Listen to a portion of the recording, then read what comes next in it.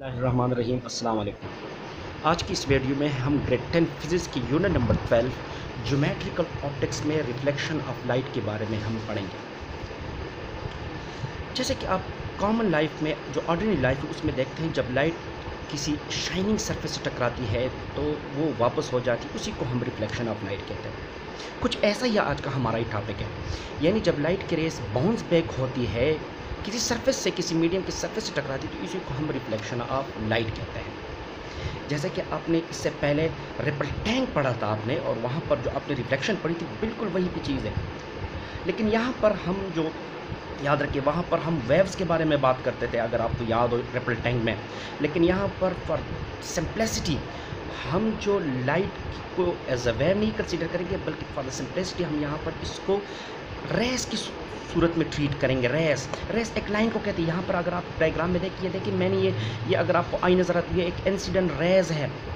असल में लाइट आपके साथ वेव की सूरत में होती है, लेकिन for the sake of simplicity हम इसको रेस की सूरत में ले सकते हैं। इसी वजह से हम इसको ज्योमेट्रिकल ऑप्टिक्स कहते हैं। याद रखिए ज्योमेट्रिकल ऑप्टिक्स दो तरह की होती है, एक होता है वेव ऑप्टिक्स, दूसरा होता है रेज ऑप्टिक्स।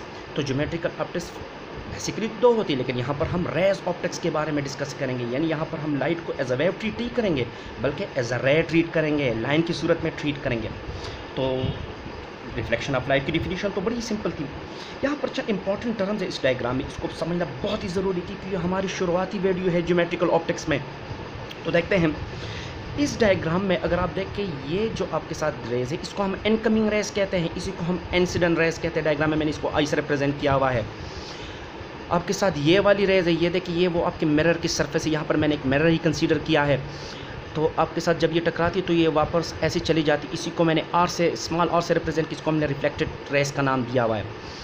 ये जो पॉइंट है इसको पॉइंट ऑफ इंसिडेंस कहते हैं, यानी लाइट की रेज यहाँ पर पड़ रही है, इसको मैंने ओ से रिप्रेजेंट किया हुआ। एक बहुत ही इंपॉर्टेंट नर्म है ये जो आपके साथ, जो ये देखिए ये आपके साथ मीडियम है, इस मीडियम के साथ बिल्कुल परपेंडिकुलर, अगर आप देखिए ये मीडियम है और ये बिल्कुल मीडियम के साथ परपेंडिकुलर, ये कोई रे वगैरह नहीं है, कोई एक इमेजिनरी लाइन मैंने ड्रा की हुई है, इसी को हम नॉर्मल कहते हैं। ये बहुत ही ज़्यादा इंपॉर्टेंट है, याद रखें। जब भी आप इंसिडेंट रेस की या रिफ्लेक्टेड रेस की एंगल मालूम करना चाहते हैं तो याद रखें नॉर्मल के साथ बनाएंगे। अगर आपने सरफेस के साथ बना दी तो फिर ये चीज़ आपकी गलत हो जाएगी। तो आपने एंगल किस चीज़ के साथ बनाना है? नॉर्मल के साथ बनाना है। देखिए मैंने बनाया हुआ है angle of reflection and angle of incident, यहाँ पर भी मैंने इस दोनों को शो किया हुआ है। तो ये तो चंद इंपॉर्टेंट चीज़ थी जो रिफ्लेक्शन ऑफ रेस के साथ एसोसिएटेड थी। चंद लॉज हैं, याद रखिए जब चीज़ों की लॉज आपके साथ हो तो चीज़ें बहुत ही ज़्यादा सिंपल हो जाती है। फिजिक्स में बमुश्किल आपको कोई ऐसा चीज़ नज़र आएगा जिसके बारे में कोई लॉज ना हो। लॉज फिजिक्स में अगर कोई चीज़ लॉज के बारे में तो आपको वो किताबों में नहीं मिलेगा, बहुत ही कम चीज़ें होती है, वो भी किसी लॉज के साथ इनडायरेक्टली रिलेटेड होती है, वरना सारी की सारी चीज़ें डायरेक्टली रिलेटेड होती है। तो रिफ्लेक्शन ऑफ लाइट के बारे में भी आपके साथ दो ही लॉ है जो कि बहुत ही ज़्यादा इंपॉर्टेंट है।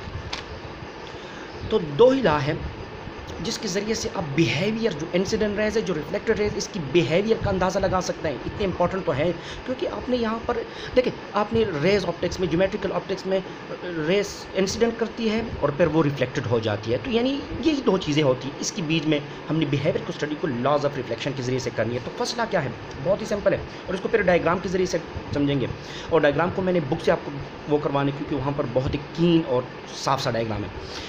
पहले जो लॉ है वो है the incident rays and the reflected rays and the normal all lie in the same plane. यहाँ पर मैंने डायग्राम में बताया था, लेकिन ये इंसिडेंट रेज है, ये रिफ्लेक्टेड है और ये नॉर्मल, ये एक ही प्लेन में होगा।